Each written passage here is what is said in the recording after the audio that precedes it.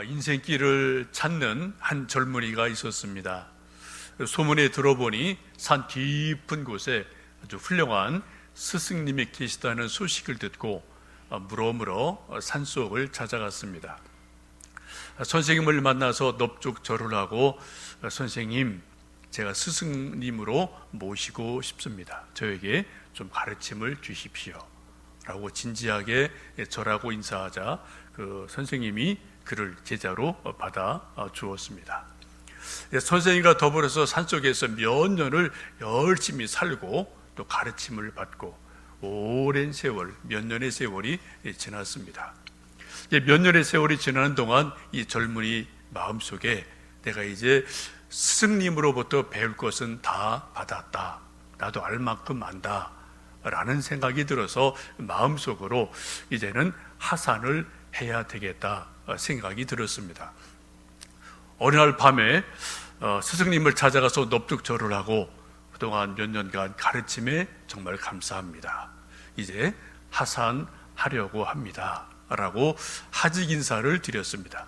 그러자 스승님은 별말 하지 않고, 알았다, 내가 너를 저 산 아래까지 데려다 주마 라고 말씀을 하시고 자그마한 호롱불 하나를 들고 이제 선생님과 제자가 깜깜한 밤길을 이제 더듬어서 내려가고 있습니다. 중간쯤 갔을 때 갑자기 바람이 휙 불어오니까 그 조그만 호롱불이 확 꺼지고 말았어요.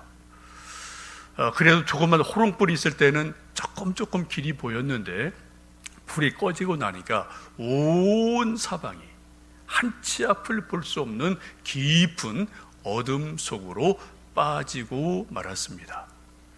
이제 스승님도 제자도 길을 볼 수도 없고 찾을 수도 없는 상황이 됐습니다. 다시 산 위로 올라갈 수도 없고 그렇다고 산 아래도 내려갈 수도 없는 그러한 아주 곤란한 처지가 되고 말았습니다. 자칫하다가는 산 아래로 굴러 떨어져서 다칠 수 있기 때문에 꼼짝없이 그 스승과 제자가 그 자리에 얼어붙은 듯이 서 있을 수밖에 없습니다.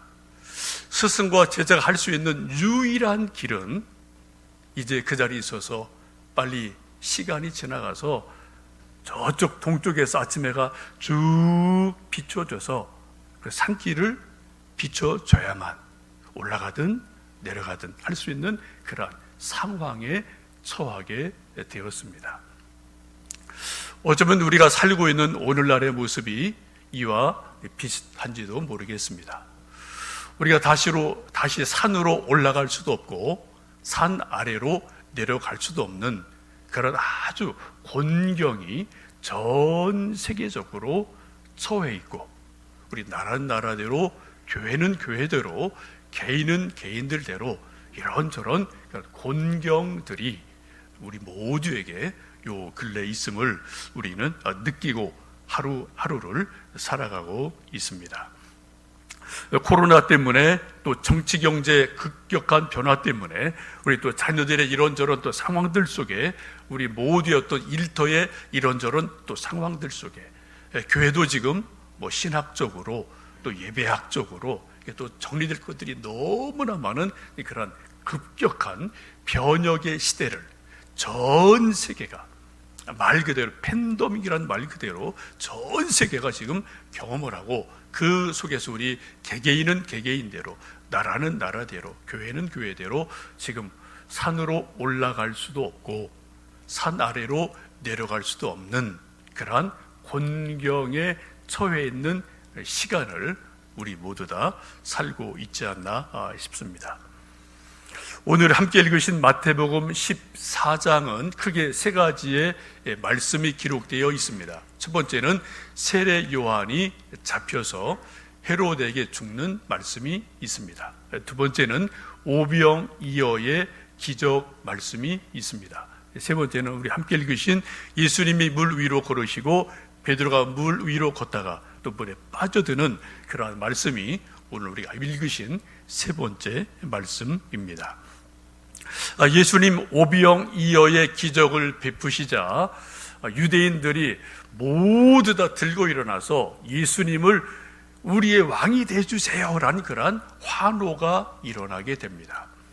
요한복음을 보시면 유대인들이 그동안 로마의 식민지에 억압당하고 굶주리고 하여튼 많은 고난이 있었는데 예수님이 정말 배부르게 먹여주시고 말씀을 주시고 위로를 주시니까 이들이 큰 힘을 얻어서 예수님을 억지로 잡아서 우리의 왕이 되어주세요 라고 하는 말씀이 요한복음 6장에 보시면 있어요. 유대인들이 지금 왕이 필요해요. 더 나은 메시아를 갈망하고 있었기 때문에 예수님을 우리의 왕이 되어주십시오, 우리 메시아가 되어주세요라고 지금 환호하며 사람들이 예수님에게 달려오게 됩니다. 여러분, 보통 사람 같으면은 옳거니 됐다 라고 그 백성들이 환호하는 것을 받아들이고 오케이, 내가 너희들의 왕이 되겠다 라고 허락하지 않겠습니까? 근데 예수님은 오늘 말씀에서 보시는 것처럼 그들의 환호를 뿌리치고 혼자 산 위로 올라가셔서 기도하셨다라고 말씀을 하게 됩니다. 그리고 제자들은 배를 타고 갈릴리 바다 저 건너편으로 먼저 가라 라고 무리들도 다 집으로 돌려보내고 제자들도 배 타고 호수 건너편으로 보내고 예수님은 따로 산에 올라가셔서 기도하셨다라고 말씀합니다. 우리 23절 말씀을 읽어보실까요? 무리를 보내신 후에 기도하러 따로 산에 올라가시니라. 저물매 거기 혼자 계시더니 라고 말씀합니다. 중요한 말씀은 예수님이 뭐라고요? 따로 산에 올라가셔서 기도하러 가셨다. 기도하러 따로 산에 혼자서 올라가셨다. 이게 아주 중요한 말씀입니다. 지금 산 아래서는 백성들의 환호가 있었어요.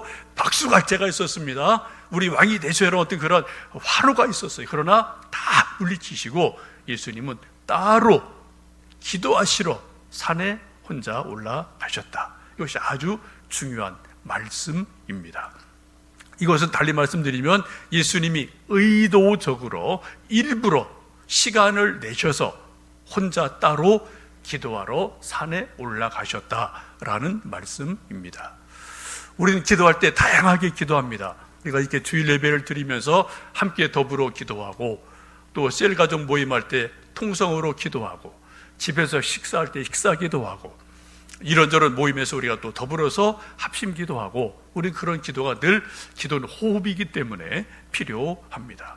또 중요한 것은 오늘 본문에 예수님이 하신 것처럼 때로는 가끔씩은 따로 기도하러 산에 올라가시고 시간을 내신 예수님처럼 우리도 따로 기도할 시간을 일부러 의도적으로 떼어내는 것은 아주 중요한 일이에요.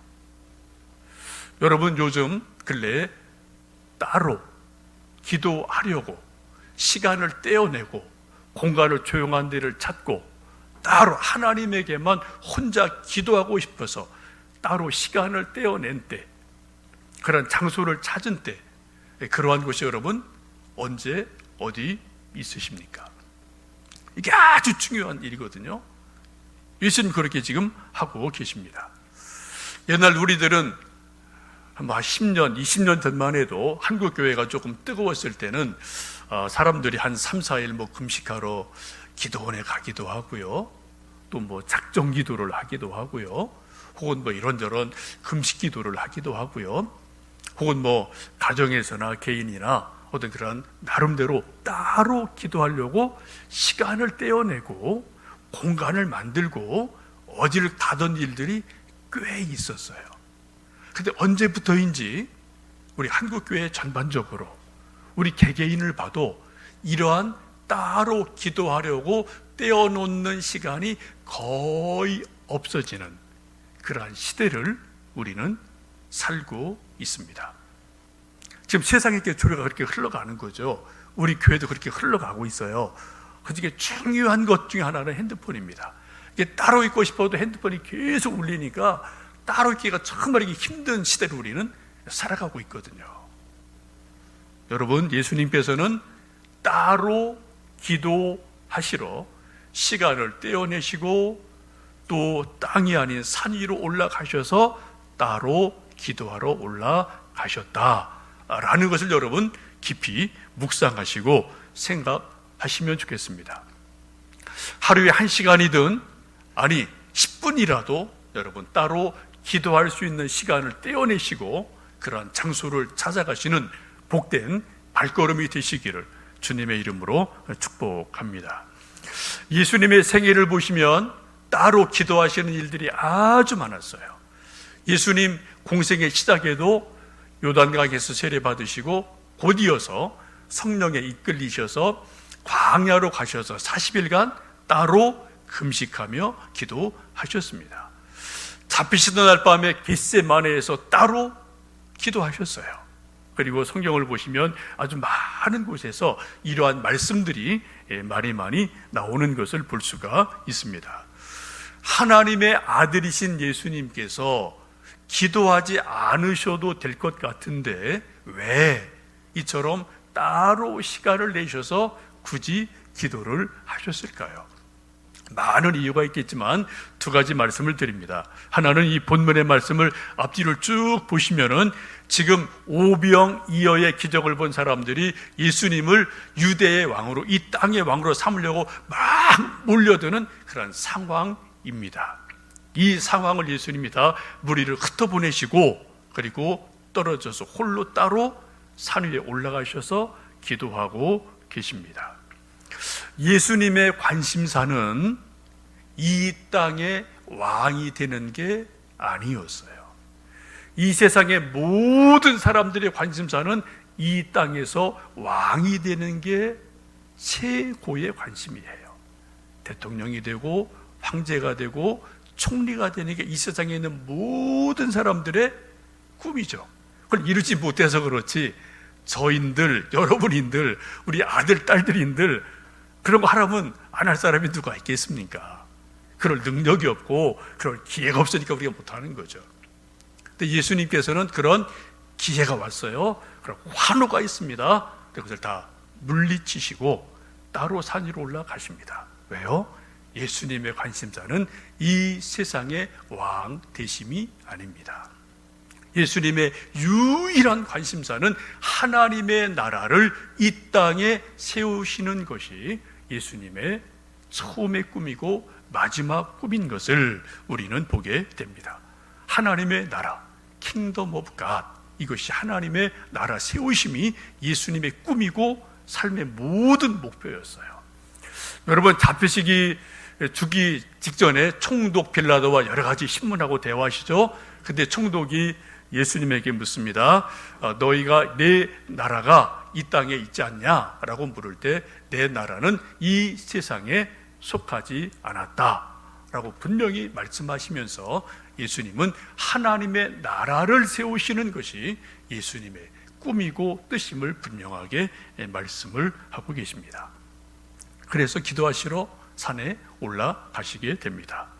또 하나는 예수님께서는 기도 이외에는 이런 것들이 되지 않음을 아시기 때문에 끊임없이 기도를 하셔요. 변화산에 올라가셔서 놀라운 신비로운 모습을 보여주시고 세 제자와 함께 내려왔을 때 산 아래는 귀신 들린 아들을 고쳐주지 못하고 쩔쩔매고 있는 9명의 제자들이 있었습니다. 그때 제자들이 쩔쩔매고 우리는 어떻게 해서 이런 일이 안 일어납니까? 라고 말했을 때 예수님 하신 말씀이 이런 유는 기도 외에는 나가지 않느니라 라고 말씀하시면서 기도 이외에는 답이 없다라는 것을 말씀을 하셨어요. 하나님의 아들이신 예수님도 기도를 통해서 하나님의 능력을 덧입고 하나님의 은혜를 덧입음으로 기도를 통해서 이 세상에서의 주님의 일을 감당하신 것을 우리는 말씀 속에서 보게 됩니다. 예수님 홀로 산에서 기도를 오랜 동안 하시다가 오늘 말씀 보시면은 4시경 밤 사경에 바다로 걸어 내려오시게 됩니다.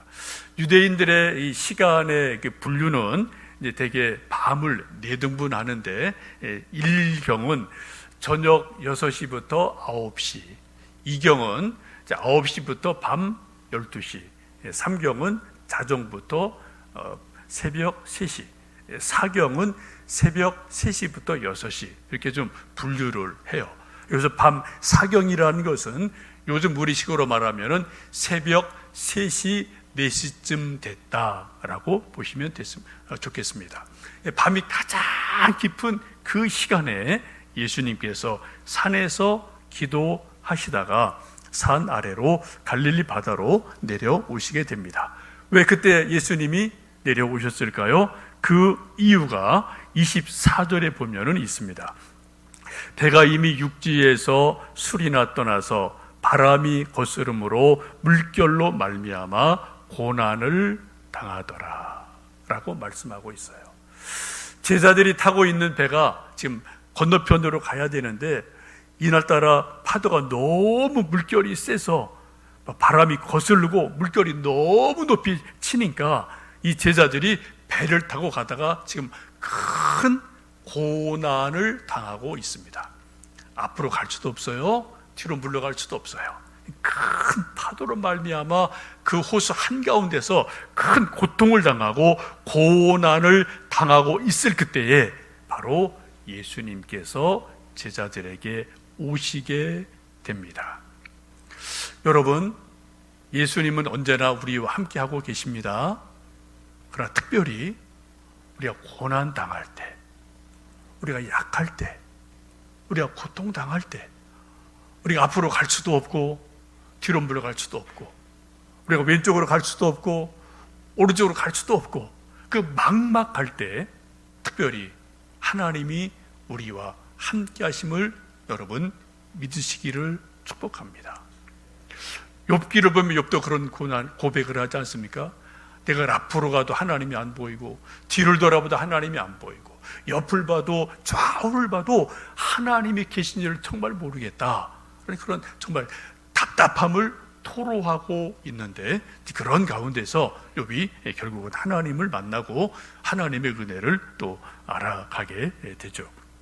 지금 제자들이 큰 바람 때문에 파도 때문에 고난을 당하고 있을 그때 바로 밤 사경에 예수님께서 산에서 내려오셔서 물 위로 걸어서 제자들에게 오고 있습니다. 우리도 인생을 살다 보면 종종 폭풍을 만나고 파도를 만나고 여러 가지 고난을 당할 때가 있습니다. 건강 때문에 병들어서 또 경제적인 고난 때문에 또 자녀 문제 때문에 이런 세상에 또 이런저런 여건들 때문에 고난을 당할 때가 참 많죠. 우스갯소리로 우리들 하는 말이 유치원생들도 아이고 힘들어 죽겠다, 아이고 힘들어 죽겠다. 유치원생들도 그런 말 하잖아요. 가끔 저도 여기 엘리베이터에서 이제 애들 꼬맹이 애들 보는데 무거운 이런 등에 지는 색 지고요. 그리고 또 그냥 마스크 쓰고요. 또 학원 간다고 오르락 내리락한 애들 종종 보거든요. 영어 학원 가야죠, 피아노 학원 가야죠, 태권도 가야죠. 하여튼 애들 스케줄이 우리보다 바쁜 것 같아요. 걔들 속으로 아이고 죽겠다, 아이고 죽겠다고 유치원생들도 하여튼 고난을 당하며 살지 않나 싶습니다. 여러분, 지금 제자들이 큰 물결 때문에 파도 때문에 고난 당하고 있을 때 그때 예수님께서 그들을 찾아오셨다라는 말씀을 꼭 기억하시기 바랍니다. 물 위를 걷는 예수님을 보자 베드로가 마음에 감동이 돼서 그렇게 고백하죠. 주님, 주님이시면은 나를 좀 명하여 물 위로 걷게 해 주십시오 라고 요청을 합니다. 베드로의 큰 장점은, 이게 장점이다 단점이죠. 뭔가 한번 필이 딱 꽂히면은 바로 말을 해요. 바로 응답을 합니다. 여러분, 예수님의 12제자 가운데 어떤 반응하는 그 속도, 반응하는 태도가 베드로같이 빠른 사람이 없어요. 다른 사람들이 그냥 되게 둔꿉니다. 뭐 반응을 안 하는 제자도 많았던 것 같아요. 성경 보면. 근데 베드로는 즉각적인 반응을 해요. 마태복음 16장 보시면은 너희는 나를 누구라 하느냐? 라고 물었을 때 다들 우물쭈물할 때 베드로는 주는 그리스도시요 살아계신 하나님의 아들이십니다 라고 즉각적으로 반응을 하고 칭찬을 받고 천국 열쇠를 받는 놀라운 은혜를 체험합니다. 물론 이러한 것 때문에 베드로가 실수도 합니다만 그러나 반응을 즉각적으로 주님에게 한다. 이거는 아주 좋은 믿음의 태도임에 틀림이 없습니다. 여러분 성경 읽으시다 감동이 되시면 바로 주님에게 반응을 하시면 좋겠습니다. 기도를 하시든 그때 깨달음 주신 것을 가지고 실천을 하시기를 바랍니다. 여러분 또 찬송을 부르다 어떤 감동이 있으면 여러분 기도 속으로 들어 가셔야 돼요. 여러분에게 주의 어떤 그 반응을 가지고 여러분 뭔가 주님에 대해서 사람에 대해서 뭔가 반응을 하실 때 그때 하나님의 역사가 믿음의 역사가 일어나게 될 줄로 믿습니다. 바로 베드로가 그런 하나님에 대해서 반응하는 것이 가장 좋은 그러한 사람이었기 때문에 믿음의 성장이 크고 물론 실수도 가끔 있습니다만 또 주님이 크게 쓰시는 것을 볼 수가 있습니다. 우리 역시 믿음이 성장하고 성숙하려면 말씀이 우리에게 깨달음을 줄 때 하나님이 우리에게 뭔가 깨달음 주실 때 그대로 하나님 앞에 온전히 반응할 때 주님이 우리를 통해서 역사하실 줄로 믿습니다. 이제 예수님을 부르고 예수님 바라보고 물 위를 걷다가 바람이 크게 불어치는 것을 보고 갑자기 두려운 마음이 생겨서 물 속으로 빠져가는 베드로를 봅니다.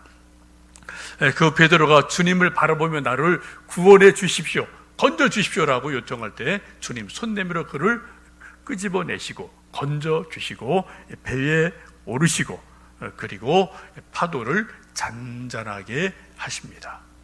여러분 오늘 끝 말씀 보시면은 32절, 33절에 이렇게 말씀합니다. 우리 한번 같이 32절, 33절 말씀을 읽습니다. 배에 함께 오름에 바람이 그치는지라 배에 있는 사람들이 예수께 절하며 이르되 진실로 하나님의 아들이로소이다 하더라. 아멘. 여러분 예수님이 우리 제자들에게 우리 모든 인생들에게 듣고 싶어 하시는 가장 좋은 말씀이 뭘까요? 예수님께서 저에게, 여러분에게, 여러분의 아들, 딸들에게 듣고 싶어 하는 가장 좋아하시는 말씀이 뭘까요? 그 말씀이 바로 오늘 성경에 기록되어 있어요. 뭐라고요? 예수님께 절하며 이르되 진실로 하나님의 아들이십니다. 진실로 예수님은 하나님의 아들이십니다. 이 고백을 예수님은 듣기를 가장 기뻐하십니다. 제자들에게 이 말 듣기를 원하셨어요. 그래서 지금 이러한 말씀들이 기록이 되고 있지 않습니까? 또 우리에게, 저에게도, 여러분에게도 예수님은 진실로 하나님의 아들이십니다. 이 고백을 듣기를 원하셔요. 이게 예배입니다. 이게 우리 믿음의 고백입니다. 우리 아들, 딸들에게 예수님이 가장 듣고 싶은 말씀이 뭐라고요? 예수님은 진실로 하나님의 아들이십니다. 이 고백을 우리 아들, 딸들에게서 듣고 싶다는 말입니다. 여러분, 우리는 지금 한치 앞을 알 수 없는 엄청난 변혁의 시대를 우리 세상 전체적으로 겪고 있어요. 우리도 겪고 있고 또 우리는 내일 일은 알 수 없는 그런 하루하루 우리는 살아갑니다. 험한 풍랑이, 파도들이 계속 몰아치는 이 시대에 주님이 우리에게 원하시는 게 뭐라고요? 예수님은 진실로 하나님의 아들이십니다. 이 고백을 지금 제자들처럼 엎드려 절하며 진심을 다해서 우리 고백할 때 그 고백 속에 주님이 함께 하심을 우리는 믿습니다. 그게 우리 믿음이에요. 그게 우리 예배입니다. 근데 엎드려 주님 앞에 그런 고백을 하고, 주님, 우리는 약합니다. 도와주십시오. 주님은 진실로 하나님의 아들이십니다. 이 고백을 할 때 주님께서는 험한 파도를 잔잔하게 하시고 배가 갈 길을 가게 하시고, 하나님의 뜻이 하늘에서 이루어진 것처럼 이 땅에서 이루어지는 놀라운 역사가 있을 줄로 믿습니다. 오늘도 내일도 이 고백을 주님께 드리며 하루하루 살아가시는 우리 모두 되기를 주님의 이름으로 축복합니다.